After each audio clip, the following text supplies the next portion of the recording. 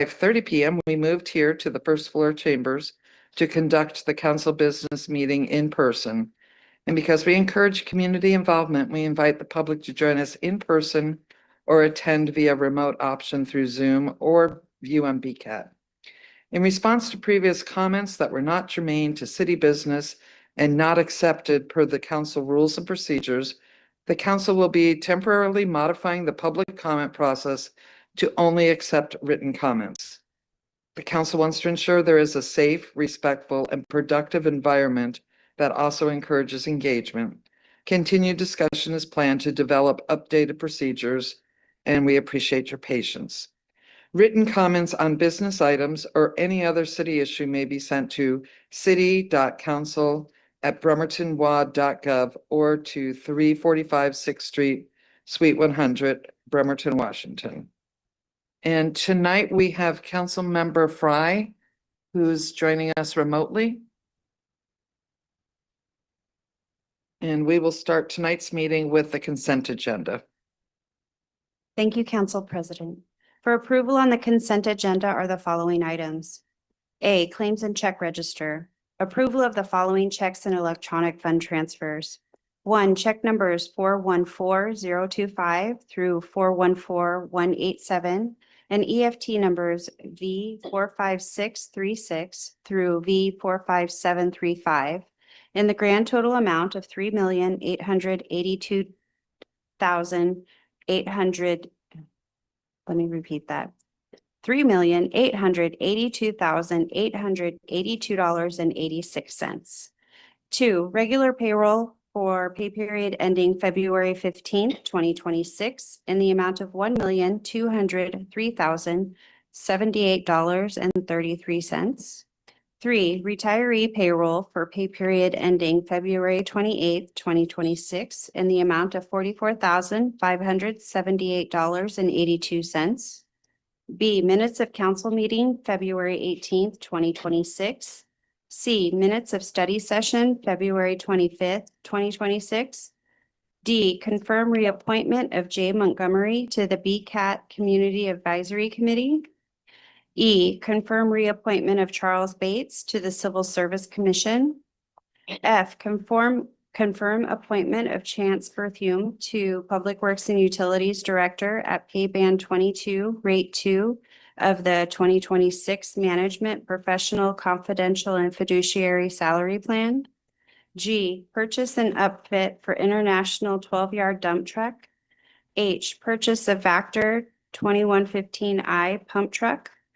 I, 2025 through 2027 Local and Community Projects Program Grant Agreement with the Washington State Department of Commerce for the Kitsap Lake Park Accessibility Improvements Project.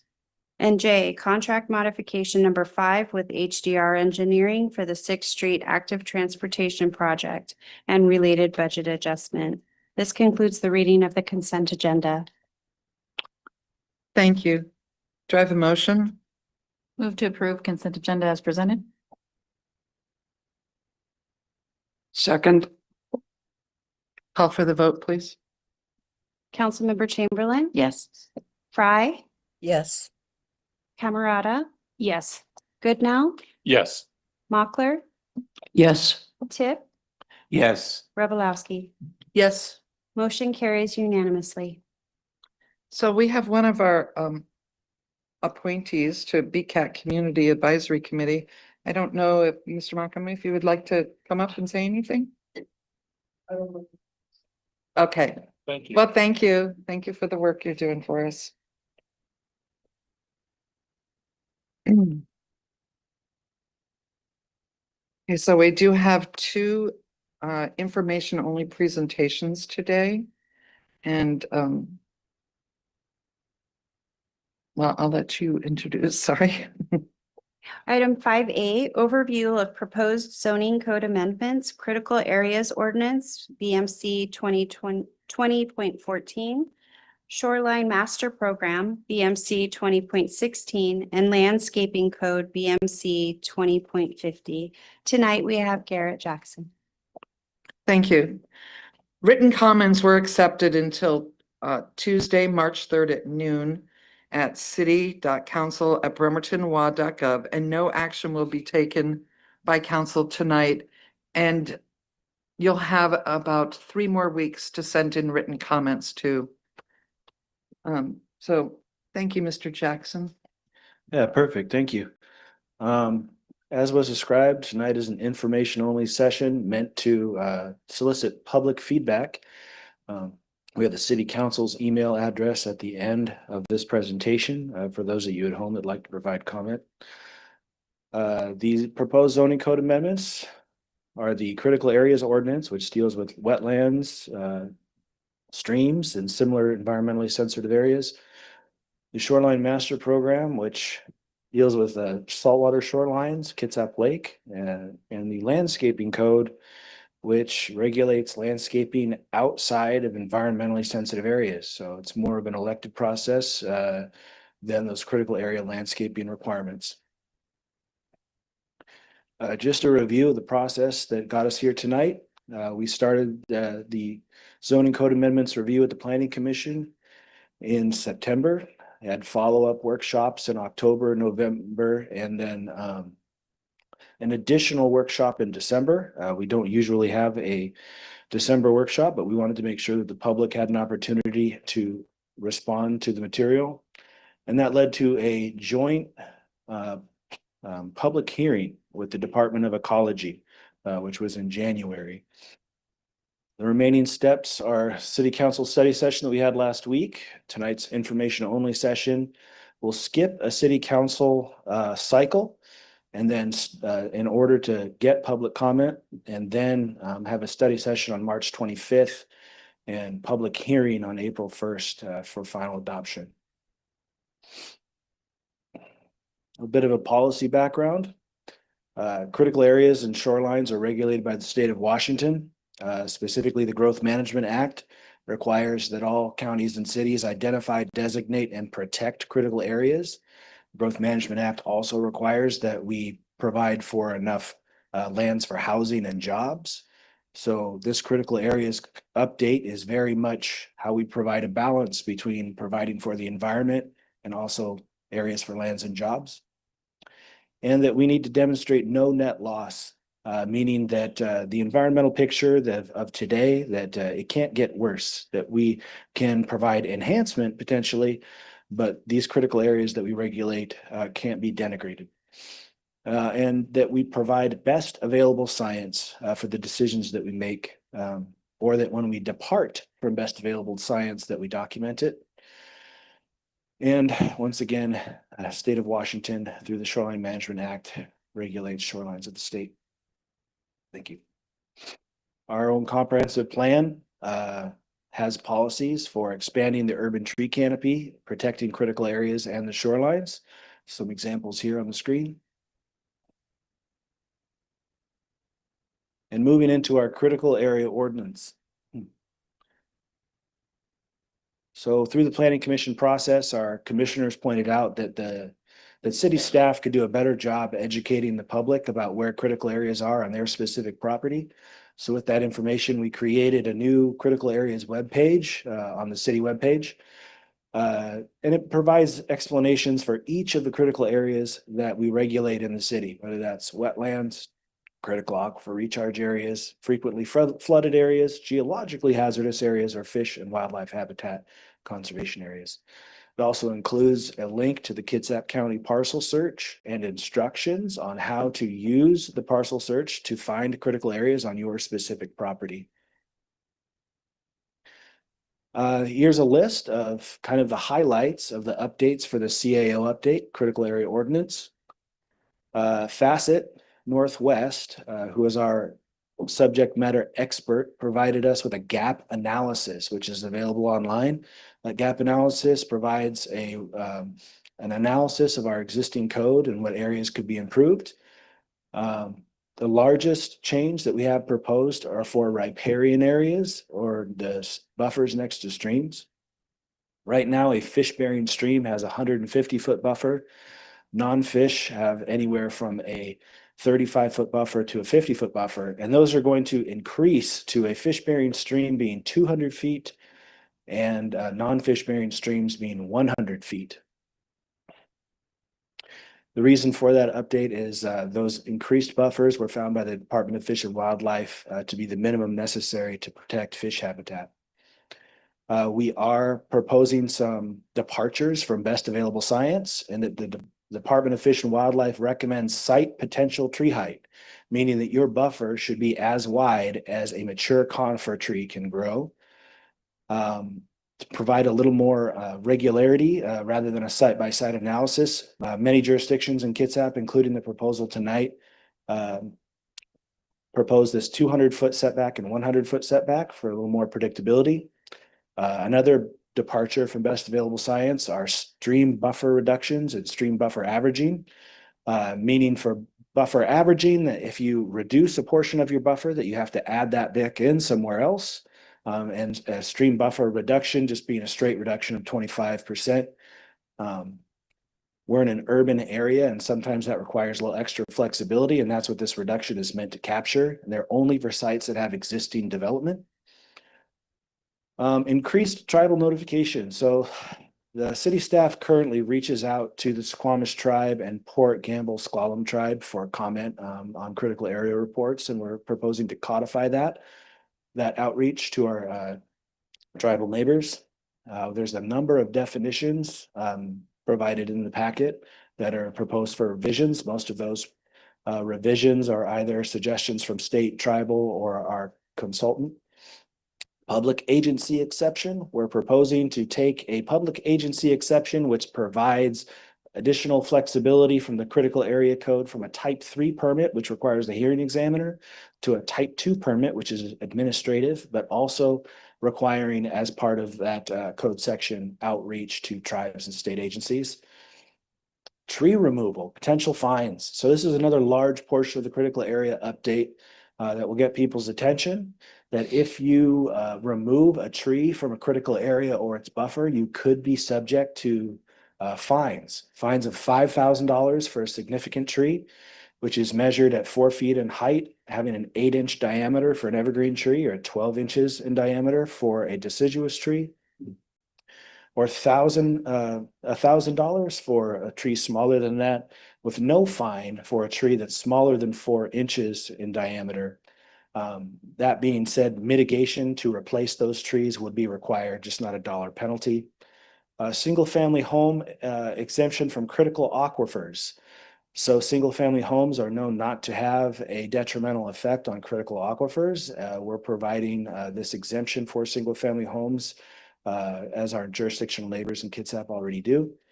Non-conforming provisions for existing single-family homes. So the Kitsap County Critical Area Ordinance has a carve-out for additional flexibility for single-family homes.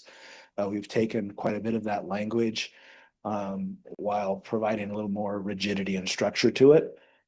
And updated language to respond to comments received. We had a very collaborative process with the Department of Fish and Wildlife, Department of Ecology, Squamish Tribe, and Port Gamble Squalum Tribe, which led to a number of revisions for our CAO.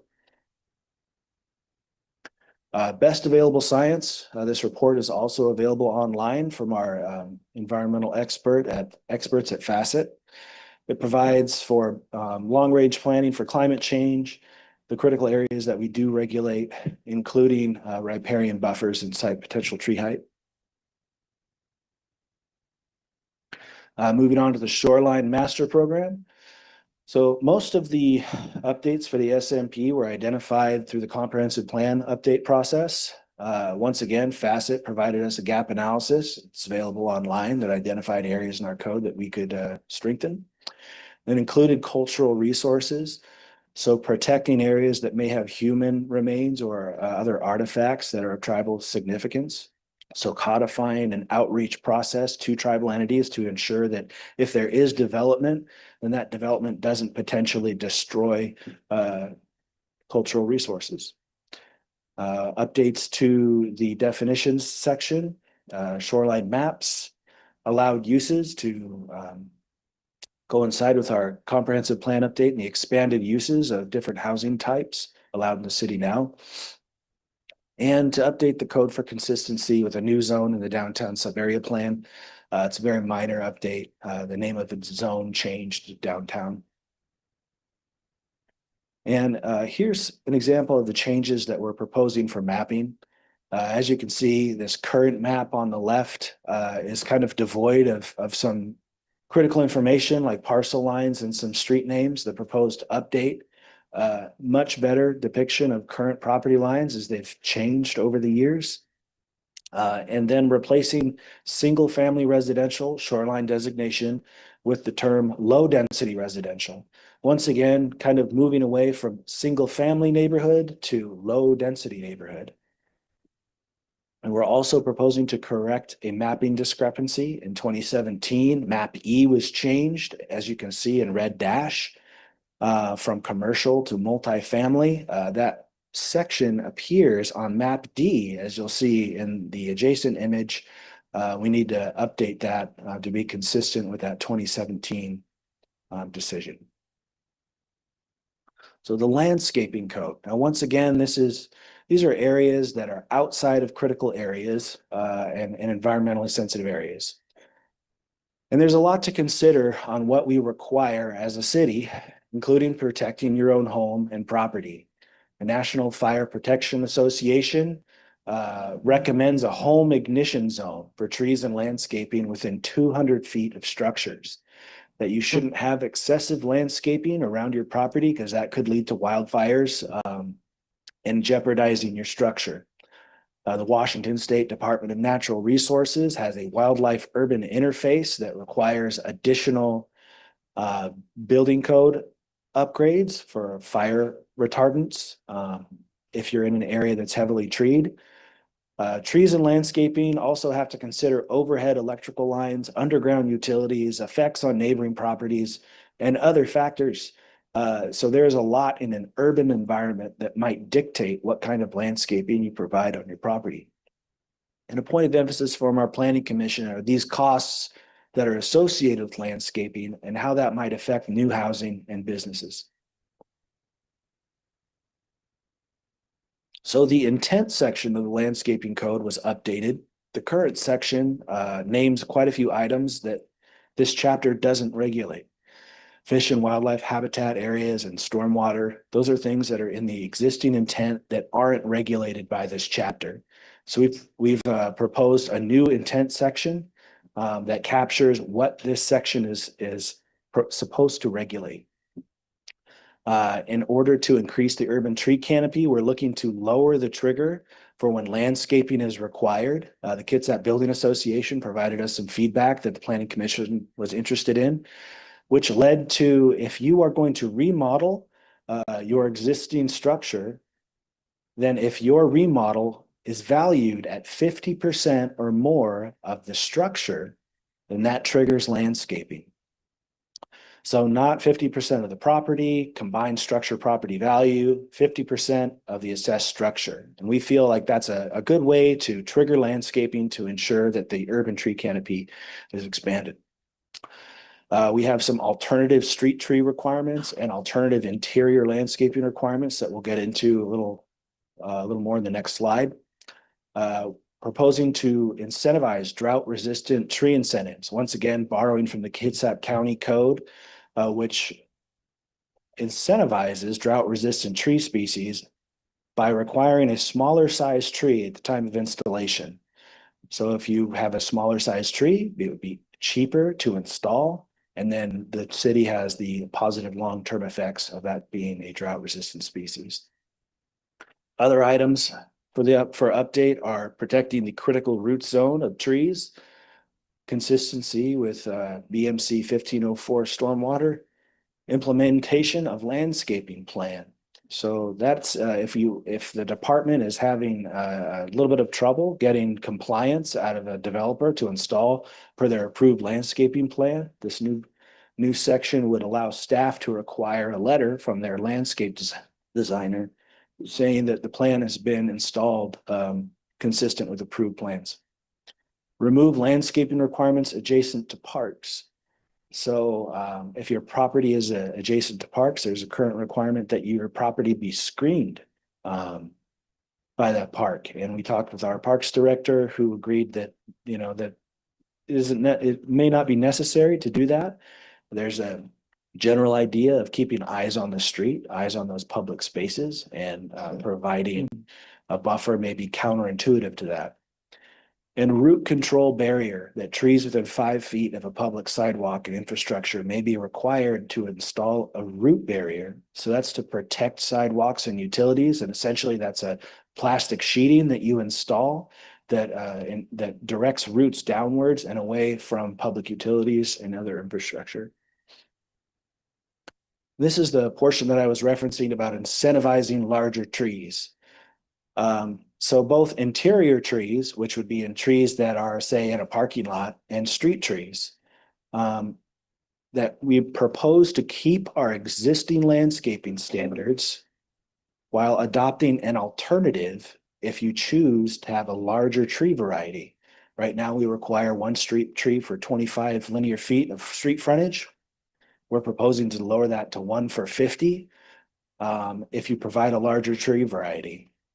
And that you can incentivize that by having your front yard setback be lawn as well, which is a lower maintenance issue for your front yard. Interior trees, that you could instead provide 1 interior tree per 3,000 square feet. And we would incentivize that by having that landscape area be either rock or bark, which once again saves maintenance dollars. Right now, the landscaping code requires shrubs and ground cover. So it would be a cost savings to the developer while promoting the expansion of the urban tree canopy. Both interior trees and street trees would be required to have a mature height of at least 30 feet at a growth rate of at least 2 feet per year, which is quick in the tree growing world, and that they must be on the approved street tree list. These are trees that the city has already demonstrated play well with urban infrastructure. And so we would be promoting trees that we know are going to work well in the city landscape. Just reminding the public that we're scheduled for a public hearing on April 1st. All comments at the public hearing can be in person, but until that point, please provide your written comments to the city council. The email address is on the screen now. Thank you. Thank you for your presentation.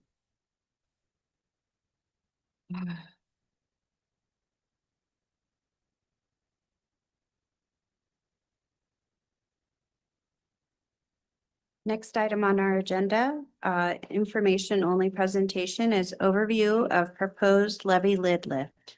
Our presenter tonight is Chief McGanny. Good evening, Thank you. council. Thank you for letting me be here tonight. I do have answers to the questions that I received yesterday from council members. Not going to go back through the presentation we saw at study session last week. So the first question had to do with how much property tax revenue goes towards the fire department. So, and these are all 25 numbers because 26 are not completed yet. So the fire department makes up 22.3% of the general fund.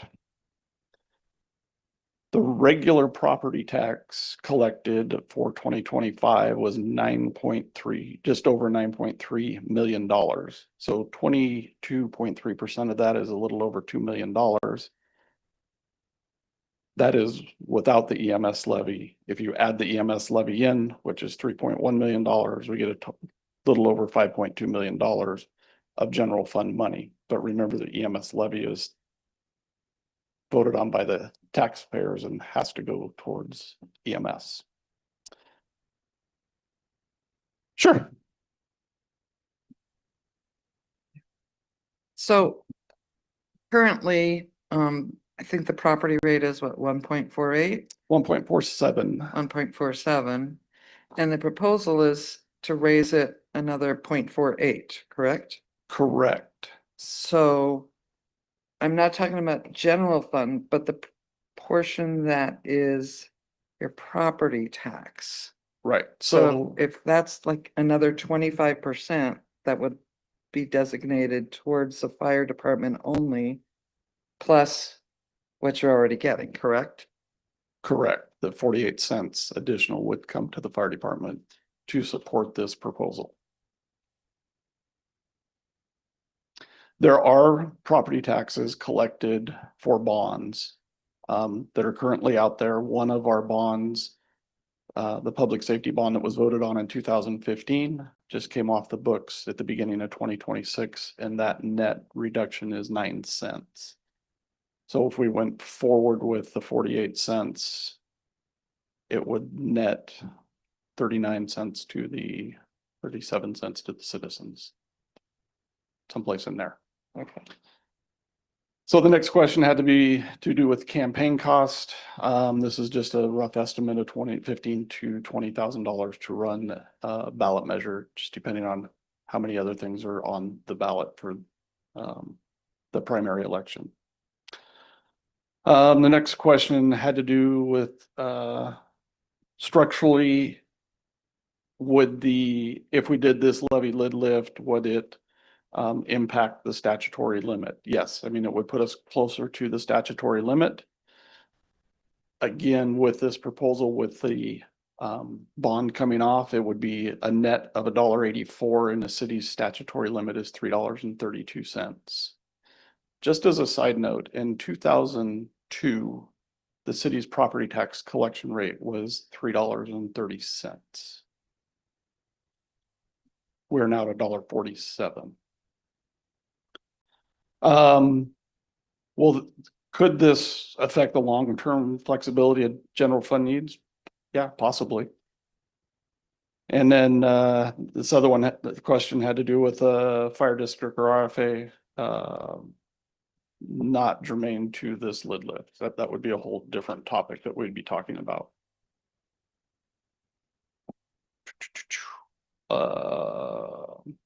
The question had to do with the alignment of other revenue strategies for the city council that may be considered in the next budget planning cycle.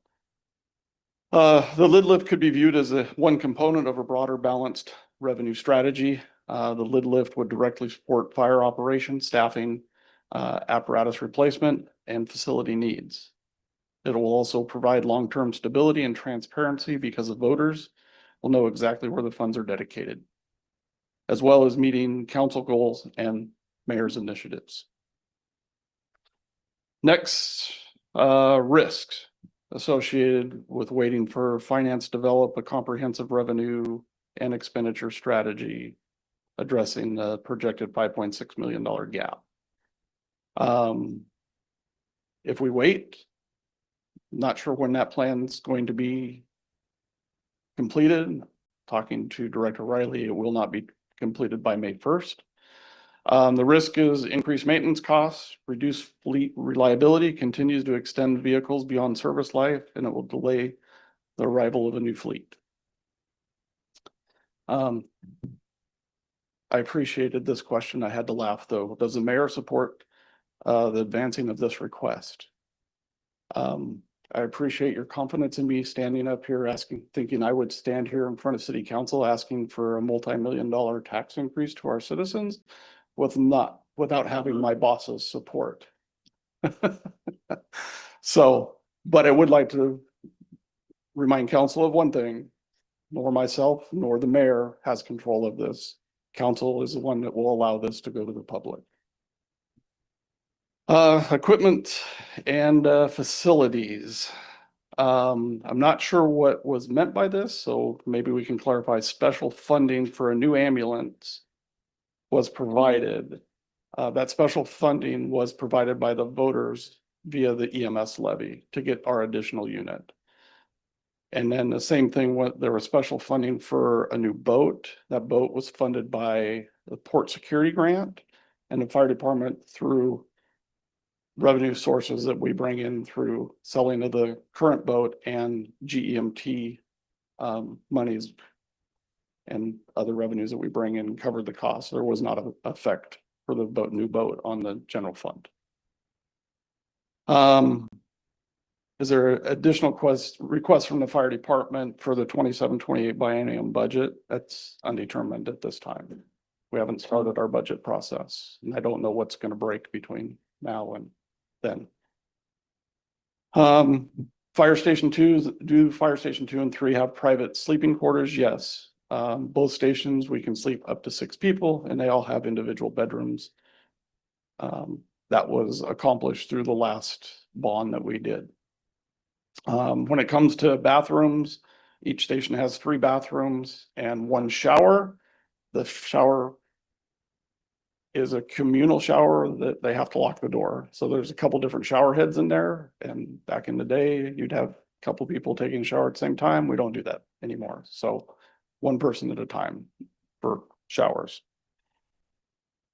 The next question had to do with is what our equipment, is it comparable to other departments and fire districts in the county? So in general terms, yes.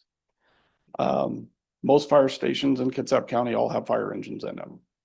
As a comparison, Central Kitsap, which is our neighbors to the north, they have 7 stations with 25 people on duty. Bremerton Fire Department has 3 stations with 16 people, and we run roughly the same number of calls. Central Kitsap has 6 fire engines, 1 ladder truck, and a heavy rescue in their 7 stations. Bremerton Fire Department has 2 fire engines and 1 ladder truck in our stations. So if you look at our 11,000 calls that we're running a year, which is comparative to what Central Kitsap, our vehicles are running way more than what theirs are because theirs are spread out over a larger area.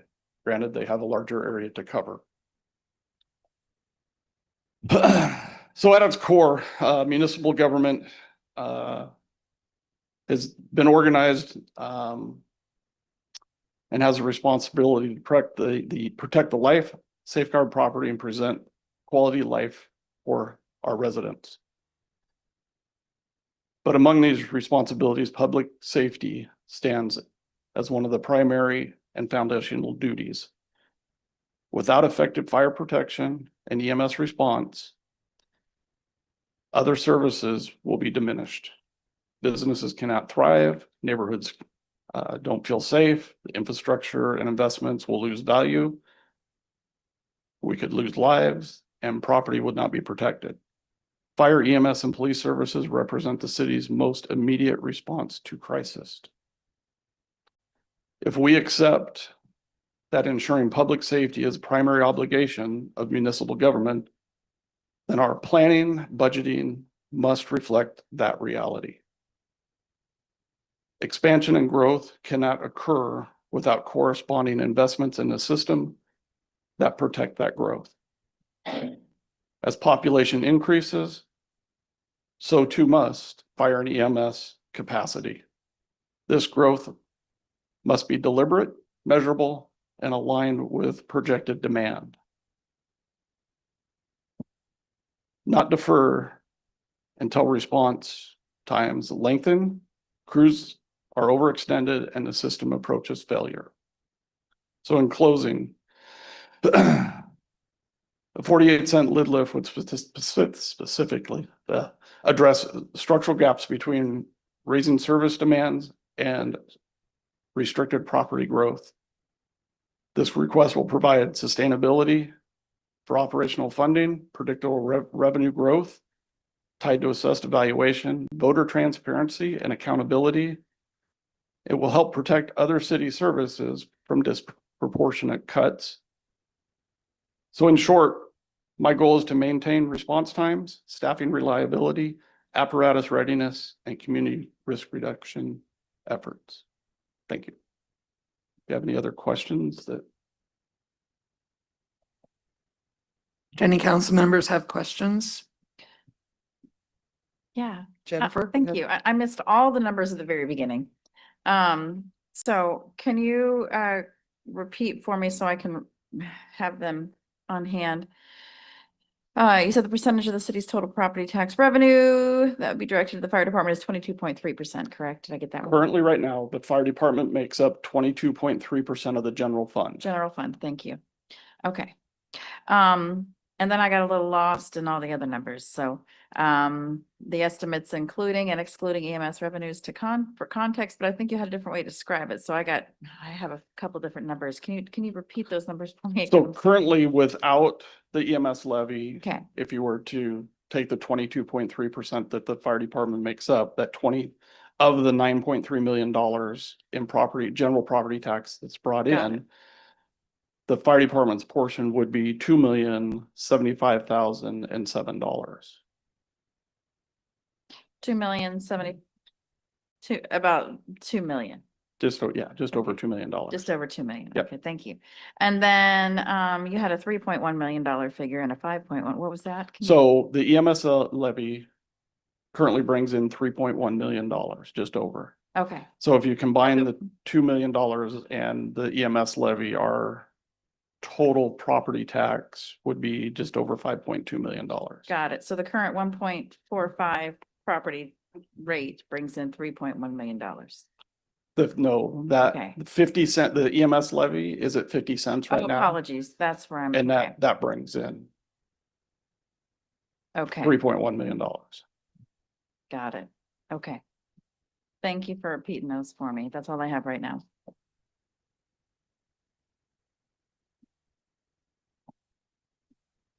Any other council members? Anybody? Yeah. Go ahead, Michael. So I know a big piece of this obviously is replacing the equipment. Which I like the model of moving to the same thing we do for all vehicles in the city, which is kind of on a maintained plan, as opposed to feeling like it's a surprise every time and then going out for bonds and all that kind of stuff. It's a piece of business if we want to have a good fire department. It's, there's things that are just cost what they cost. You're in an expensive business, but what is the lifespan of the average trucks? So our lifespan has been 20 years total. Mhm. So currently we have our reserve apparatus, which we go into if we have to send our frontline apparatus into for service, or if they break, our 2004s. So they're past the 20-year mark that we typically would like to stay with. We are busy. We put a lot of miles. We put a lot of wear and tear on our vehicles. The NFPA, which is the National Fire Protection Association, which gives recommendations, says fire apparatus should last 25 years with a caveat depending on how busy you are. Yeah. So 20 years has been a good number for us. We're seeing now that we didn't purchase new ones till 2018, so we're 4 years past leaving those rigs in service 4 years longer, and now we're seeing it. We're having a hard time getting parts because. So is the ideal sort of like 10 years as a sort of new vehicle, 10 Yep. years in reserve? 10 And years. I recall, are we sending we're sending a new vehicle out for service, like a recall almost. So we're going to be pulling up one of these older vehicles now, right? Correct. So our current ladder truck is going back to have a new suspension put underneath it, which is going to be it'll be gone for about 6 weeks. So but we're currently running in the reserve apparatus because we'd had some other issues with the front land. But our reserve apparatus was out of service for almost 2 months because the hydraulic pump that operates the aerial failed. And we couldn't buy a new one. We had to send the pump out to be rebuilt because they don't make the pump anymore. So I'm fairly impressed that these sort of heavy duty vehicles can get 20 years out of them. I don't think you can get an average car that many years out of your average car. And if you think about what we do to these vehicles, right? I mean, the nature of our job, we don't go warm it up, sit there. We jump in it. We go 0 to 40 as fast as we can get there. We turn around, come back, park it, shut it down. And we're doing that 20, 25, 30, 35 times a day. So think about if you did that to your personal vehicle. So they're built very well, and our shop does a great job in maintaining it, but there comes a time and a place that we have to replace them. And is it your, are you feeling that the community would respond well to this? I think so. I think the community understands that emergency services are important, and to get firefighters and EMTs and paramedics and police officers to their scene is pretty critical. Well, thank you for the presentation and the other night.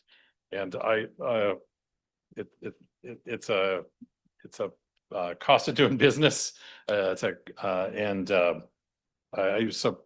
support you moving forward with legal and stuff to see if we can make this happen. So we'll see what the rest of the council's at. And I understand this is a giant lift for the taxpayers and for the city. And I understand it's fire focused. But I am the fire chief, so I don't run the rest of the city, and I get it's a big ask and it meets our needs and it doesn't meet some of the other city needs. So that's not, it's not that I don't understand that or sympathize with that. But if I don't come to council and ask, then you guys don't know. Anna, please. Thanks, Council President. Good evening, Chief. Good evening. So I'm looking at the slide on ERR funding, which for people who, would you like to explain that for people who don't know? So that's the equipment reserve fund. So, and perfect that you asked that question. So currently the city puts general fund money into the ER&R fund at a rate of $600,000 a year.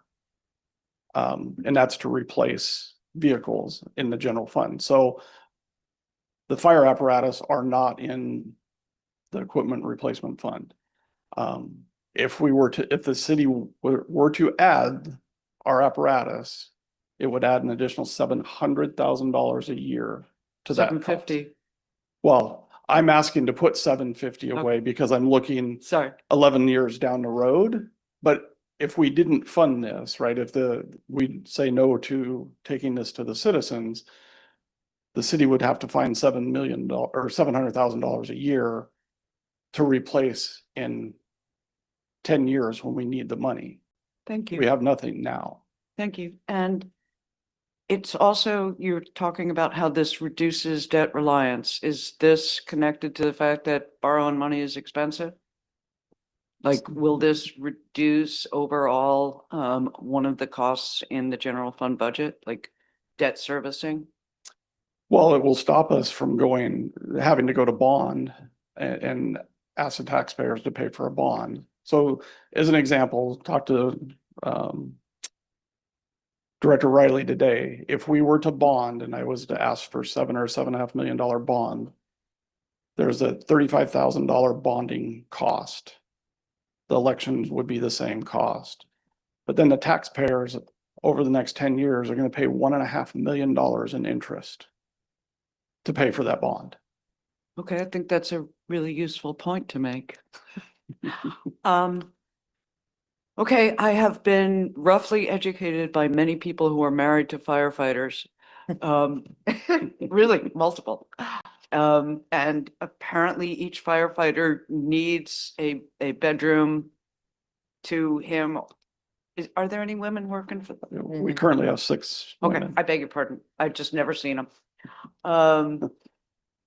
So I understand that each firefighter needs a room to themselves. I don't get it, but I understand that it's normal. Okay.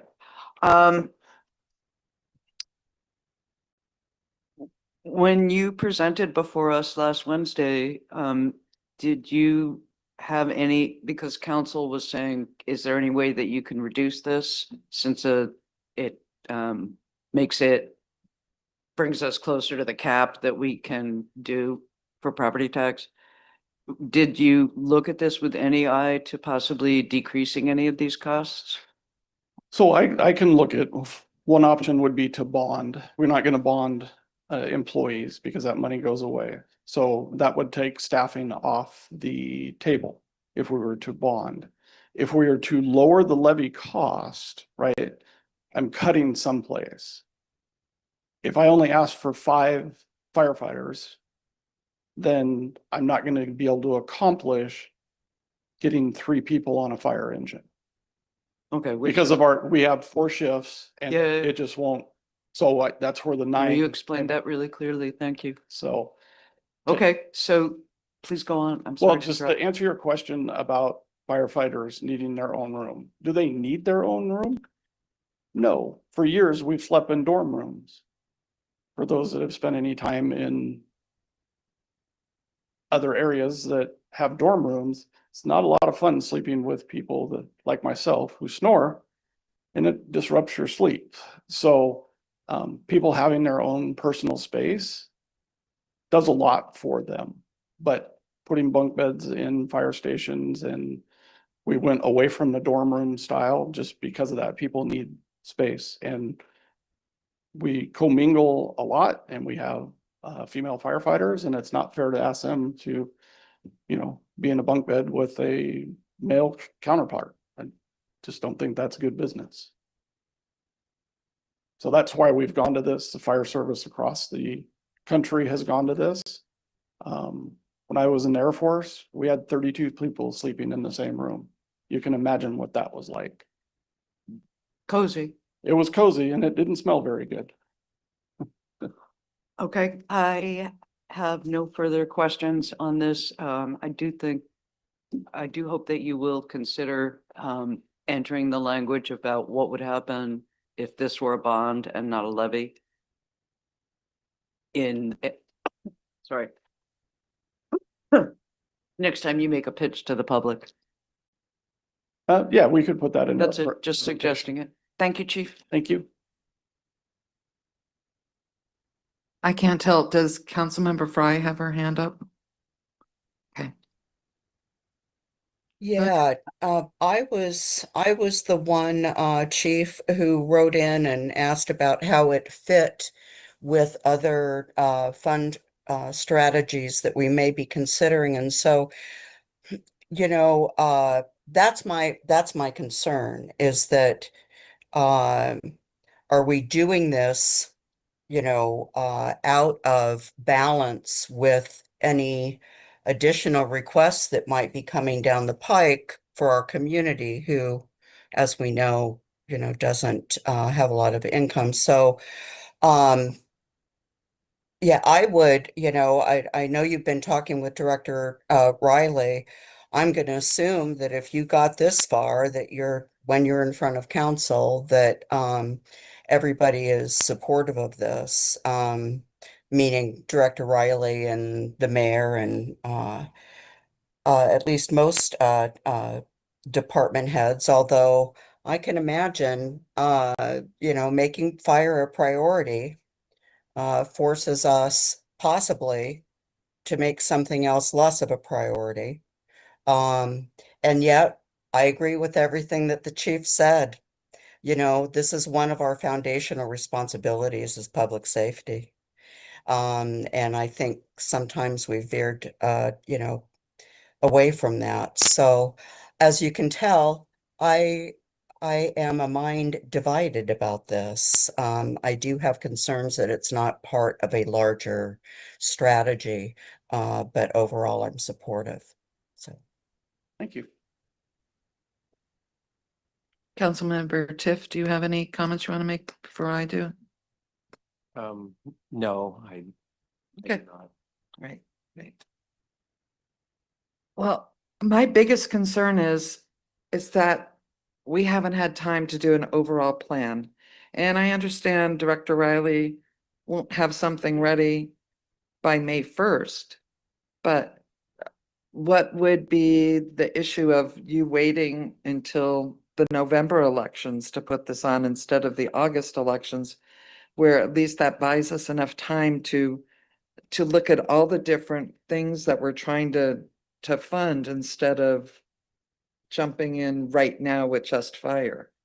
So like we talked about last Wednesday, I believe there's going to be 2 other tax initiatives on the November ballot. And would prefer not to be competing against 2 other. Well, one of them's public safety, It's a countywide ballot. right? Yeah. But don't you? I still think that it's best. I mean, it's our job as council to be doling out the money. And if we don't have a full plan of where everything's going to go, I just don't think we're ready to do this right now, to move forward on it. I'm sorry that Director Riley isn't here, but I'm hoping that either the next study session or the next council meeting, that he can talk more about that and that we have some time to get a plan. I mean, we need money for police, we need money for fire, we need money for roads. We have a lot of needs. And then, of course, the folks who are trying to build some shelter for our homeless neighbors, they're going to want some contribution from us also. So I think I think this is not the right timing to move forward with a levy in May without us knowing how we're gonna even attempt to fund the other things. I would also like you to take into consideration when we build more homeless shelters, the impact that has on your emergency services. It has a large impact on us. I'm fully aware of that, but they're not proposing the same type of shelter that's in place now. So, okay, let's go for round 2. Jennifer? Okay. I had another line of questions, but I got a little distracted by the last thing you said. So what I would love is if you could provide or somebody could provide data to show that building homeless shelters creates more problems, and from what I understand, it actually condenses things so that it's in one place rather than spread out all over the city. So if you want to, I honestly, I would love to see some data to disprove what I understand to be true. And I don't mean that to be, contrary to you. I really would like to see the data. So I'll give you 2 numbers for around the current shelter, right? 7-Eleven, that area, we ran 760 calls last year. Okay. Pendleton Place, I believe we were around 70 calls. Imagine if they For were, one building. if they were spread out all over the city, you might have the same calls and it would probably be a little. Possibly, but Possibly. I So- don't think council understands what it does to the psyche of my employees having to. I understand. It's hard work. It and is. You're putting yourselves out there and people are not kind at Exactly. times. But they also face issues as well. Issues that you don't have. So what I wondered, I would just really, what I'm asking is I'd love any data points you have to show that building a homeless shelter creates more problems rather than condenses critical issues into one space. That's just something I'd like to request. If you don't have it, that's okay. Yeah. And that just might be anecdotal, and anecdotal data is fine.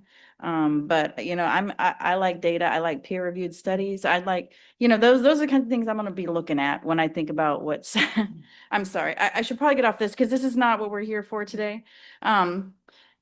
This is a whole nother topic for another time. Maybe you and I should go get some coffee sometime. So you talked about the 9-cent bond is off now. Can you tell me a little bit more about that? We have the bond that ended. Yes, so in 2015, we ran a bond for the current apparatus that we have now and the remodel of Station 2 and 3. That was a $4.5 million bond, and it came off the rolls as of January 1 this year. Okay, so it was a 10-year bond. It was a 10-year bond. And have you, and I know we talked about there's savings associated with not bonding rather than, but have you considered running that bond again? I'm looking for direction for the council, Okay, honestly, because I'm coming forward with council for as long as I've been the fire chief. You guys ask what you need. What are your needs, right? I got beat up pretty good by somebody at a budget one year. was it me? Yes. Wow. Oh, well, And I'm just joking. you with used you. so did I. So here we are again. But you ask for our needs. Mhm. Again, I'm the fire chief. My job is to provide emergency services, fire EMS to the citizens of Bremerton. Well, And I have a need and I'm coming forward. You guys That can you tell don't- me. That you don't feel like I really be, I mean, I did spend time. I spent 24 hours. I know, ago, you And did that's what I great. asked at the end of that time, right? I said, what do you guys need from us? And you asked, and these folks were like, we need support, you know, we have these. And, and I don't want to not support folks. I just also, am concerned about the amount of taxes that are levied on our citizens. And I think that, that maybe we could have more discussion, but I honestly don't know where the rest of council sits with this, if they're ready to make a recommendation or not. And so, rather than just kind of relying on, the opinion of one person, maybe we should kind of figure out if the rest of council is ready to make a recommendation, at least as a majority vote. Well, I'd like everybody else to have a chance to talk again before we move forward. Well, and with so that. me too, which is why I'm kind of bringing that up. So, thank you. Thank you. Thanks. Michael? Yeah, I feel like we're somewhere in the middle here. I don't feel, I'm not hearing strong language against. I just want to make sure that we look at this, and really all we're talking about tonight is giving the fire chief permission to work with the legal department to craft this. This will have to come before us again, I believe. Yes. To final. So we do have some time to get some things. Back to the idea of a larger plan, that would be great. And there's no secret that money's been tighter and it's been trickier, and there is no magic wand to solve the budget. We have to look at each piece and part, and some things may come before each other, but we can't hold off on something to look at, this perfect house of cards that we can build to keep everything moving. This is a public safety issue. This is bottom line services that people expect us to deliver, way ahead of potholes and, sidewalks and things like that. No offense. Welcome, Chance. So it's just, it's just one of those things. And we've seen the costs go up with, labor costs have gone up, materials keep going up, and it's something we just have to face. Now, I think it's also unrealistic to say, well, let's just raise the lid to the total max and pay all the bills. That's not the solution we're looking for either. So, anyways, I still support moving this forward, but we might have to roll up our sleeves and really look at some other stuff. But I don't want to hold up a solution that's helping really some basic needs. But for us to come up with some sort of perfect plan. That's all. I agree with Council Member Goodnow. I believe we ought to greenlight you proceeding with what the next step is. The voters are ultimately going to decide.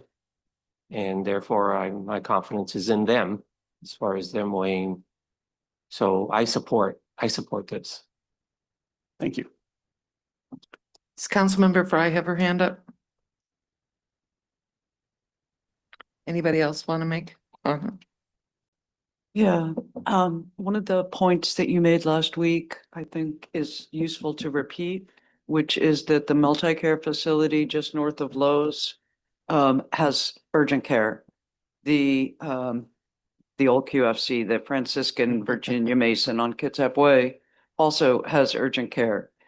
But what you told us last week is that if you bring someone there who has drunk alcohol or is using substances, that they will not accept them, and that you are only able to bring about one person per day to either of them. Correct. We have the rules that have been set by those two jurisdictions are very limited. We can, but if there is alcohol, drugs, any mental health, anything else, they have to go to they have to. go to Alcohol, drugs, mental health. Yes, we don't have any of that. That's quite a large component of the people who use the EMTs, is it not? Correct. But they're not set up at the freestanding emergency rooms to handle those situations. They don't have any zero mental health capacity there. They have nurses and doctors to be able to handle, and they do handle a lot. They handle a lot of walk-ins, and I'm sure with Port Orchard opening up that they are busy. I will give you an example today. I had 3 of our paramedic units standing on the wall for over an hour in Silverdale. So we've been without those. And Olympic Ambulance, with whom you used to work, has reduced availability. Well, we still work with Olympic, and if they are available, they take our basic life support. If they're not available, then one of our transport units take them, but we take all our advanced life support to the hospital. And we can't take advanced life support patients to the freestanding emergency room. Well, I was last week, and I am still deeply disappointed to hear that. That was, I think, many people's hope, was that these 2 urgent care sites would be able to provide urgent care. Yeah. And they are, I mean, I don't want to take that away from them. They are providing a service to the citizens, and I believe they're taking some relief off of the emergency room, but you have to remember that we have one emergency room and Kitsap County is not the only people that go there. St. Michael's gets a lot of people from Jefferson and Clallam County. Yeah.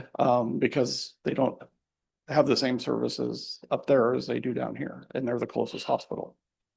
Okay, well, thank you for making those points again in public. And I don't know how not to vote for this. I can see all of the bad consequences down the line to our flexibility and what else we'll be able to do. But this is what we're supposed to do, is like not have places burn and connect people to medicine.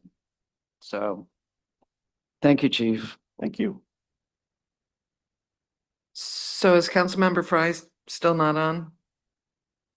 I'm on. I Oh. just, I don't have anything to add. I think that both council members,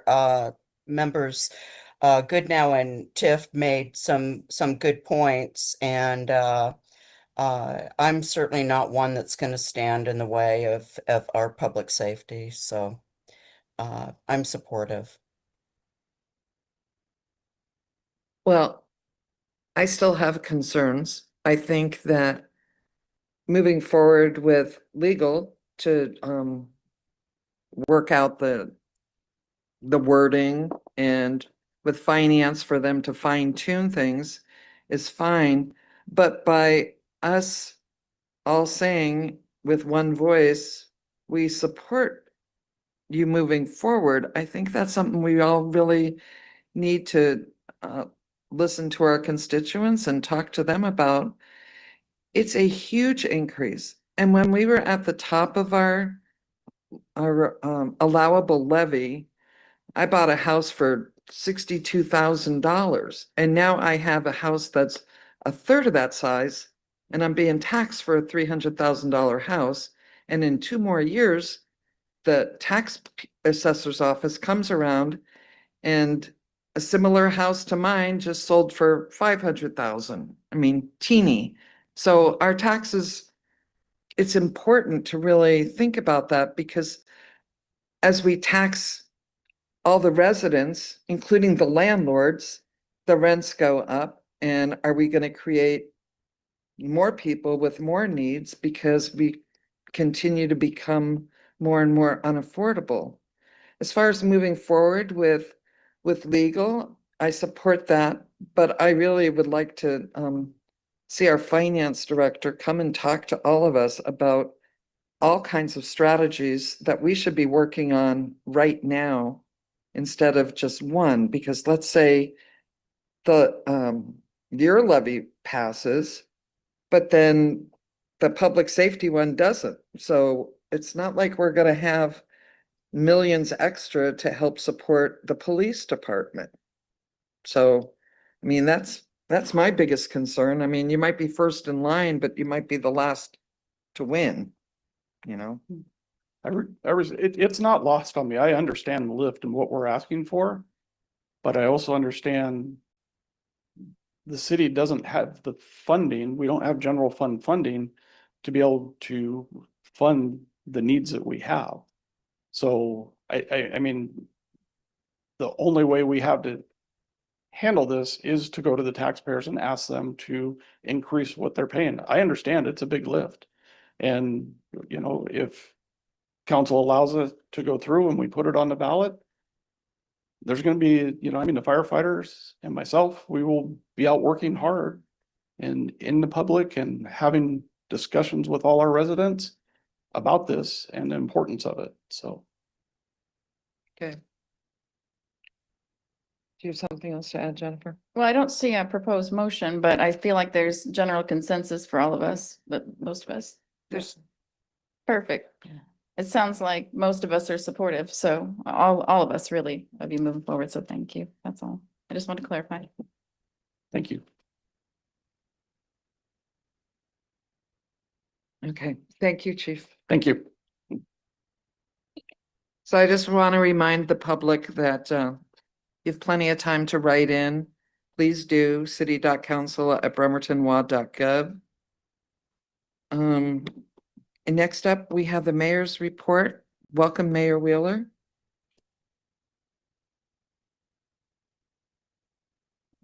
All right, good evening, Council President, City Councilors. I'm going to get some slides here. You know, ironically, these are all new buildings.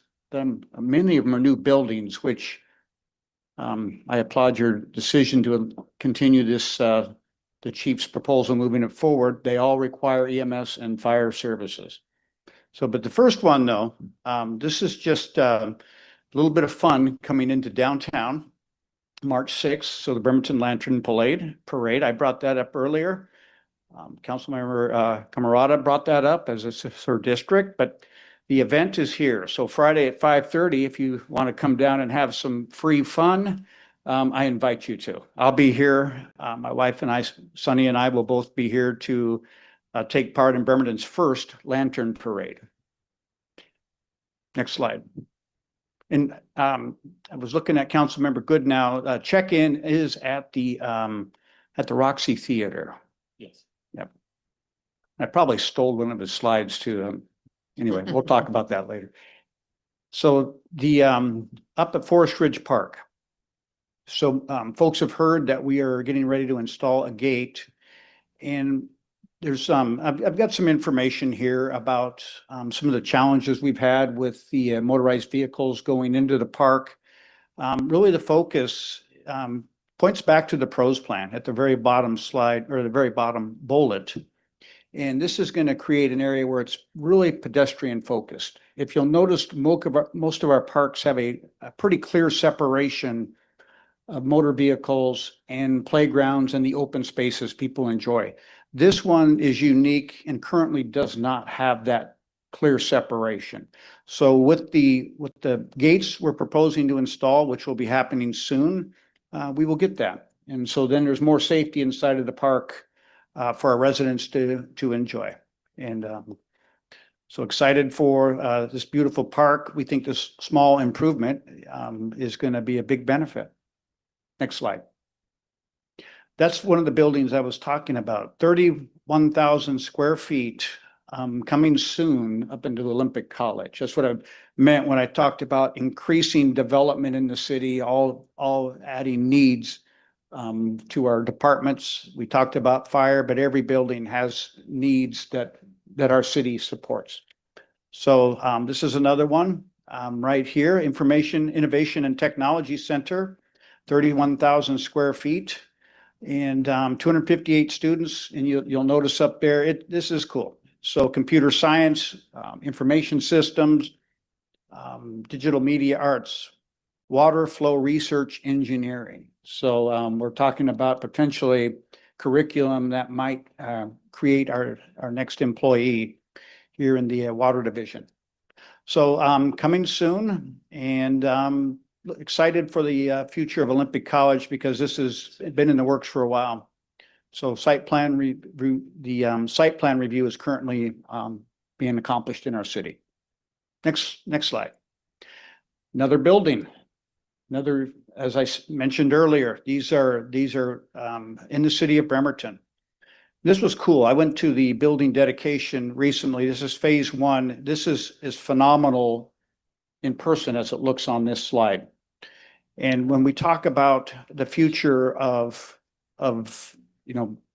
employee development, future career paths for our students, this is one of the solutions and one of the options that we have needed for so long. I've been to given 2 State of the City addresses just recently. And what this does is for these folks who four-year university may not be a fit, or it may just not be a fit at this particular time in their life. These are different avenues to get somebody out into the field, filling an important position that right now, a lot of these are vacant, and getting something where they somebody a chance to earn a meaningful wage. And I'll share with you, I got my start in the trades too. I did not even think about 4-year and advanced degrees until I was well into my 40s. And so today I still carry the credential of a journeyman pipe fitter. So a marine pipe fitter. And so everybody's career path is different. And so, but again, we have phase 2 coming. Keep an eye out for support. We had great legislative support on this project to get us over the top and very tight funding season. This was last funding season, not this year. We are still working through this year. All right, next slide. Downtown Business District, and every one of these, this is city staff that you see. I asked for staff about 8 years ago to help shore up our permit process. I have that same staff in place. Development is continuing and expanding. So we worked with the developer on this one. We helped him get it retrofitted from a kind of general commercial space into a commercial space that now would support up to 600 new employees in our city. So it's exciting, with occupancy expected later this month. Tim Ryan Building. Everybody knows the history there. It was almost a symbol of unfulfilled promise in our city. We were just about there so many times. This is an example of now full occupancy for the first time in that building's history. Next slide. Now, I mentioned the state of the city, and the only reason I'm showing this to you is I've had requests for my PowerPoint. So after 2 State of the City addresses to different groups, I thought I would at least post this up for you, City Council, and for the public who may be interested in seeing the slides that I've been showing around to the different groups. Next slide. And the mayor's initiatives. Again, it's a document we haven't printed. They're outside my office. We print 20 at a time, and we have to refill it every week. So they're out there, but I thought I would expand that reach to let folks know this is available for viewing. This is where some of the guidance we talk about, some of the direction in cooperation with the city council. When you see the asks from different departments, it originates from listening, conversations, committee meetings, our own internal conversations as staff. What can we do? What can we accomplish in a year with all of the competing demands? So this is 2026 in a snapshot here. So that is it, Council.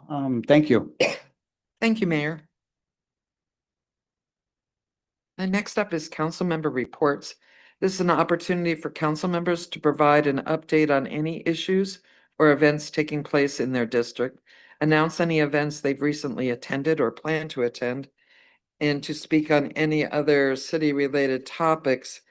And if they are prepared, it would be great if they could give their committee meeting reports also. So first up is District 1 Council Member Jennifer Chamberlain. Hey, I wanted to advertise the event, and it doesn't look like my email sent, but it's Miles for Meals with, did you get, an email by any chance, Mr. Sorensen, that has a link on it? I don't know why. I just saw it in my drafts and I was thinking this should be in my slides. It's okay. Okay, let me just tell you about it and I will talk about it again at my next council report in 2 weeks. So, Meals for Wheels, which is actually in my district, is facilitating an event called Miles for Meals. And for a $25 registration, you can participate with other folks, maybe as a team or just individually. And for a week, it's just, yeah, thank you. You're just encouraged to move. You use a tracker and you can log, your mileage or your distance or anything. But one registration actually pays for 2 meals. And I'm just gonna, let me find my cheat sheet here because I want to tell you a little bit more about Meals for Wheels and the good work that they do. They've provided nearly 75,000 meals last year to elders and Ds and to folks in need. And $12.50 covers 1 meal. So for a registration, you can pay for just 2 meals, or you can make a larger donation for the Great Give, which is March 10th. If we could scroll to the top of that really quick. So it's March 21st through March 28th. There will be a kickoff event at Lions Park at 9 a.m. on Saturday, the 21st, to kick off this great cause. And I encourage you to attend. And then I don't have a flyer yet. That's all for this one. But I don't have a flyer yet, but the cleanups are going to start again, meeting up over at Cafe Perfetto. I believe it's the same day. Let me double check, March 21st. So folks are going to be starting March 21st, same day as the kickoff. So you have 2 opportunities on March 21st at 9 a.m. to do some good deeds around District 1 and 2. And so what they do is you meet up at Cafe Perfetto, you get a free t-shirt, you get a donut, you get a cup of coffee, you get a bag, you get everything you need, and you go around and help beautify the area. And these folks cover a lot of ground and they do a pretty decent job. And I think that's all I have for now. And happy March. It's a whole new, is it still winter? Can I ask, is it still winter? Everything is blooming and Daylight glossy. savings time on Sunday, so Well. we're I almost guess there. winter's over. I guess. guess. Right, that's all. Thank you.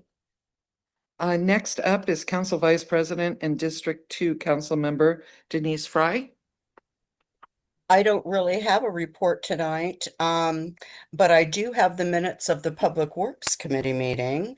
Most of it you heard in study session last week and approved tonight at the meeting. There are some things coming up. Active Transportation Plan Committee, ad hoc committee is being formed. Public Works Committee will be making those final selections for the 4 members from the Public Works Committee, and then the mayor appoints 3 people. And then there are representatives, of course, from other organizations.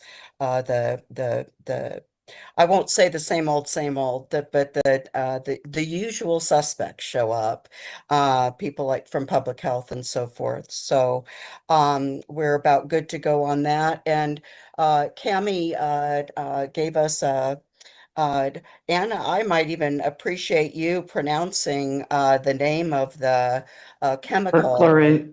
Yeah, thank you. The EPA is coming out with greater guidance on that, and it could be that we're in for more oversight with that. But more to come on that. That was more of an information only type of thing. So thanks, and I'll see you all next week. Great, thank you. Next, District 3 Council Member Christy Camarada.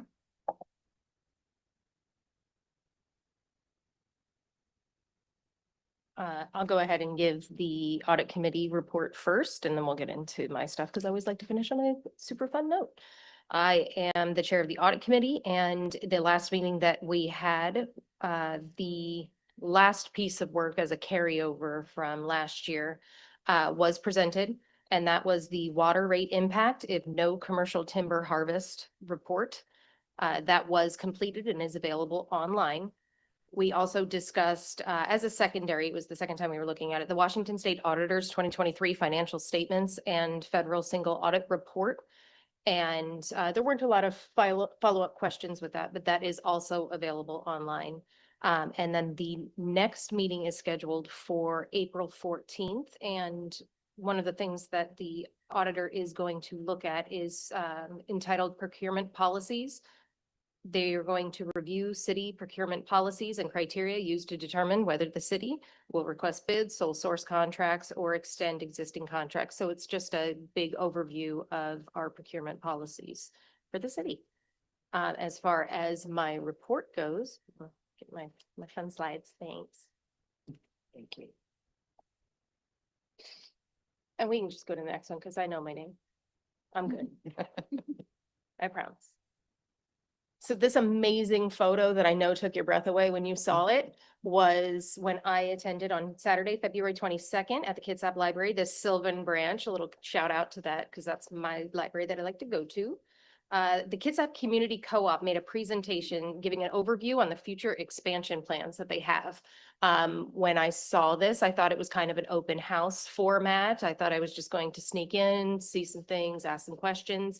I arrived 15 minutes late, and this is me and my perspective standing in the back of the room because there was no seats available. It was completely packed.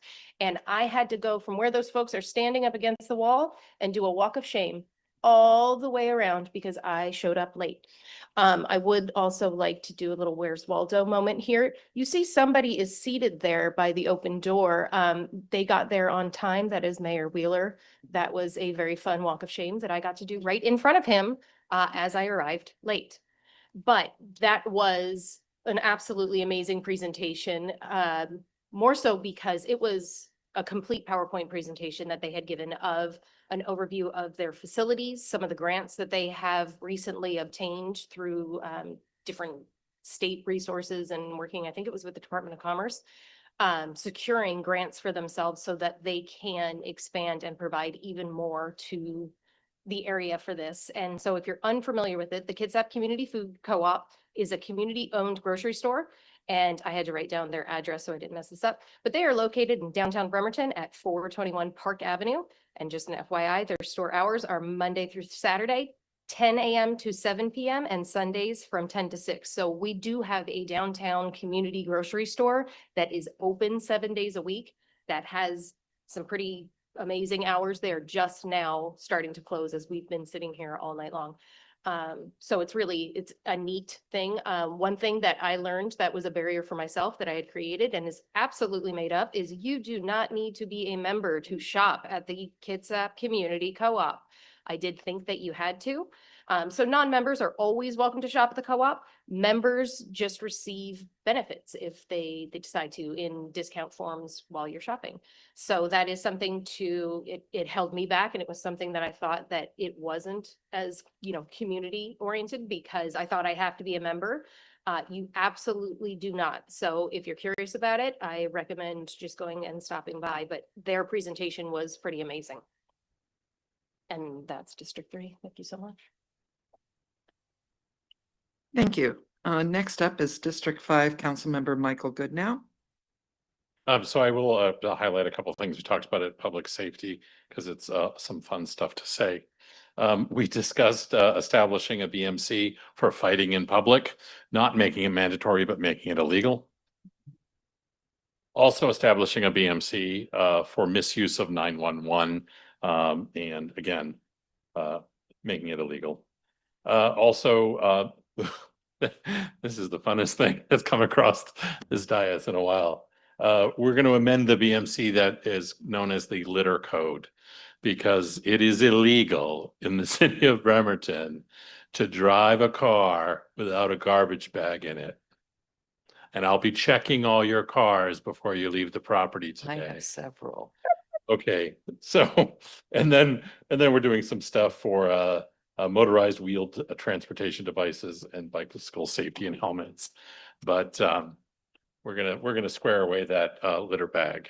Remember the ones that used to hang on your radio knob? You get those bags so the young people won't know. But anyways, all right. Do I have slides? I think I should. All right. And okay. All right. So this is kind of exciting. There is a pop-up shop called Placeholder Books happening at the People's Exchange. People's Exchange is down there on Callow, kind of around the corner from like Cafe Corvo, which might be a bigger landmark down there. I don't know if I've talked about People's Exchange enough. It's really just amazing, just kind of mutual aid, kind of just people just getting together and fixing things at a very sort of grassroots level. So they're doing 2 pop-up shops there, and with Placeholder Books, you can find some information. Placeholder Books, Placeholder. Oh my goodness. On Instagram, Placeholder. No, is that spelled wrong? Okay, you find them. Just Google things, people. All right, let's go to the next slide before I get myself in any more trouble. The new Charleston newsletter is out, and I'll talk slowly if anybody wants to scan the QR code on your screen, whether you're at home on television, watching this on YouTube in 3 years from now, or sitting in the audience. They do a great job of kind of building community down there. And I think I'll go to the next slide. The next Charleston Business District meeting is March 17th at Centuries Past Tavern, formerly known as Wells Fargo Bank, which seems like a good repurpose. I don't know. I don't think they're open yet. Yeah. But so we'll have some more information about them. But that's where the meeting is. It's on the corner of Montgomery and 6th Street. I think that was the last. Oh, also, the St. Patrick's Day parade is coming up on the 15th.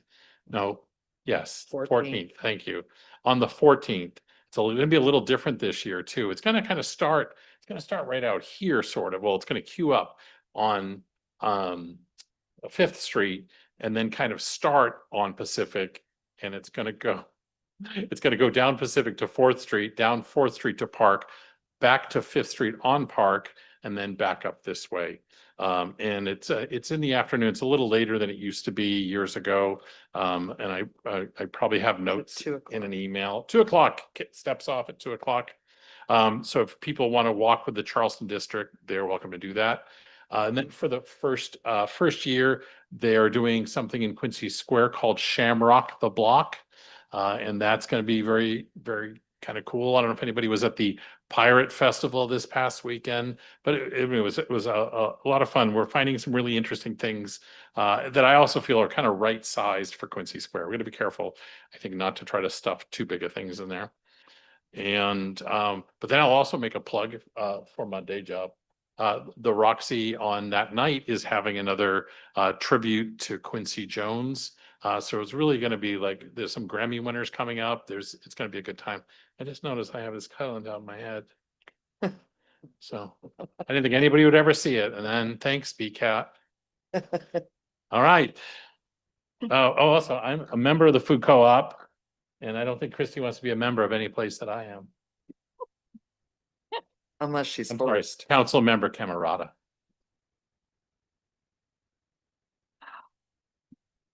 Okay, next up is District 6, Councilmember Anna Mockler. What's going on? Hi, so slide, please. Next slide, please. Okay, so after 3 1/3 years at the Public Works Conference Room, the mayor no longer feels comfortable with my having a key to that facility, which I totally get. I'm grateful for the 3 1/3 years. And Joe Crane of St. Vincent de Paul has stepped up to provide a venue for this Solutions to Houselessness Town Hall. It was actually private citizen Jane Rebelowski in 2023 who first started introducing me to Dawn Michelle Wilson and Kelsey Stedman and people from Rock the Block. And I hauled some garbage and supplies down there on MLK. And I've been really working hard to get better educated about this. I've been out with Common Street a few times and toured several sites. Councilor Chamberlain, I think you toured some of them as well. So here, this one is focusing, it will be an open house. So if people show up late, it'll be okay. And it's focusing on what is working in our region. So Bremerton Housing Authority, for example, is going out into shelters and other gathering places to connect eligible people with BHA vouchers, Section 8 vouchers. Kitsap Community Resources is the only coordinated entry point in all of Kitsap County. So they'll be talking about how effective that is. Coordinated entry, for people who don't know, is pretty much everybody's got to go through coordinated entry. You got to go in, you got to fill out a form, and there is a certain amount of outreach that KCR does. They send people over to Salvation Army, I believe, and there may be more. And I look forward to having housing solutions staff, discuss this with everybody who wants to talk about it. St. Vincent de Paul Tacoma, this is something I have been pushing to this council by email, on the dais, in study sessions. This is a day center. It's a place where people can go to have dignity and respect during the day. They can have heat, garbage collection, toilets, or even just porta-sands, hygiene, and a service provider, someone who is there to connect them to services, even if they're as simple as an extra pair of warm socks, because socks get wet really quickly and then they do not work. So this is Dion Jacobson, and apparently the St. Vincent de Paul Tacoma, their range is much, much greater than anything that I have attempted to pitch to this council and to a number of organizations in Bremerton. I think we really need a day tent so that, for example, when service providers come and say, hey, I can hook you and you and you up, let me get back to you in 2 days, that maybe they'll be there and they can get back to them and work on connecting them to services and moving them along the continuum of care. Safe Park is another one that I have mentioned to this council several times. We have like a 98 space parking lot over by the skate park that rarely has more than 4 or 5 cars. That's one possible place. This council has worked hard to send out letters to all the churches, reminding them that we have an ordinance that allows them to offer safe parking to people who are living in their cars. And these are generally the working poor. I really look forward to Paula Anderson's presentation on that. Again, it'll be open house, so it'll just be, you get to go around and look at the boards and talk to the people. Eagles Wings, this council just gave $200,000, and thank you for your work, Councilor Chamberlain, to Eagles Wings to help them shoot, what else? Put a roof over the head of people who don't have one.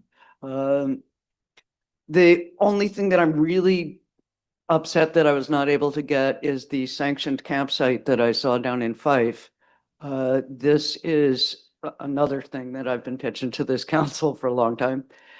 And it's 8-foot square tents with electricity and construction trailers for hygiene and laundry and kitchen and more service providers. And everybody gets one tent. So even if you're married and you want to flounce out, you can flounce out to your own tent. Hope I am about to be totally over my thing. I hope that you guys can come to this. And I'm grateful to my fellow councilors who have helped me publicize this and made me smarter. So come on down, St. Vincent de Paul, 1117 Cala, March 9th. Thank you for letting me go. Thank you. I can't speak. District 7, Councilmember Rick Tiff, do you have anything to report on? The one item that I want to report on tonight is the continued stormwater construction around Kitsap Lake. The site number 4 is underway. I took some photographs. I'll share them next week, but there was a crane in the road this morning, a pretty massive crane lifting the last remaining vaults. So this is a project that began on Halloween last year, and this is the fourth of 4 sites that will be wrapped up pretty soon, presumably, and the health of Kitsap Lake is the byproduct and the result of this project. So thanks to the stormwater group in Public Works, the individuals that secured the grants, the contractor who has been very respectful of the residents, and everything that, it's been a remarkable and very well managed and engineered project from what I can see. So thank you to Mayor Wheeler, and Public Works and everyone that was involved in it. So I'll bring the crane is pretty amazing. I took some photographs. I'll share them next time. That's all I have. Thank you very much. Thank you. And now it's me. Do you have some slides for me tonight? Okay. Yeah, I don't need that. Next slide, please. Okay, so Olympic College Foundation, they're looking for volunteers to help review applications for scholarships. And you can do it from your own home. They send you the format of how to review them, and they send you as many as you can keep up with. It's a really important thing to do that, they don't have all the staff, and I think that it's even better that community volunteers are doing it, so we know what our college is doing for all of our neighbors, and we hear about some of the needs of the students also. So you can go to Olympic College's website, and it's right on the front page. Thank you. Next slide, please. Okay, I'm excited about this. Michael Goodnow and I are having a joint district meeting. And it's going to be about budget planning and the community's thoughts on where they want us to spend the limited funds that we have. Our finance director has devised a really good interactive method of all the community members being able to give their highest priorities. And so that it'll help him as he starts developing the budget with staff's help and the council's help. So it's going to be at the city chapel, which is at the top, almost at the peak of 13th Street at Lincoln Avenue. The address is 1250 Lincoln Avenue. They have a really nice meeting space downstairs, and we're going to send out invites to everybody on the mailing list. So anybody in the city is welcome to come, and I hope to see you there, and Michael hopes to see you there too. Okay, next slide, please. So upcoming meetings are our council study session on the 11th. Public Works Committee is on the 17th, and our regular council meeting will be on the 18th. I think I have a couple more slides, don't I? No. Okay, well then I'll just talk about a couple things. I went to a meeting at City Chapel a couple weeks ago about the care portal, and it's a really great way of direct help for your neighbors. What it is any volunteer organization or social service agency or even Bremerton School District, they're involved. The social workers put in requests for what somebody might need. And so we fulfilled a big need the day of the meeting, where a father with 4 children asked for twin bed mattresses and bedding to go with them. And between everybody there, 2 of the main churches especially donated all of that. But then other requests might be really small, like somebody just needs help with groceries for that week, or they missed the cutoff to to get into the food line that week. They're closed, so there's lots of small things we can do, and they're gonna have Care Portal has just started in Kitsap County. It's been really popular over in Kings, Nahomish, and Pierce counties. So they're gonna have another informational meeting at the Seaside Church down by Evergreen Park on March 15th. And then also, I don't have any pictures, but our crews are doing a beautiful job putting in new curb gutter and some sidewalk around Bremerton Food Line.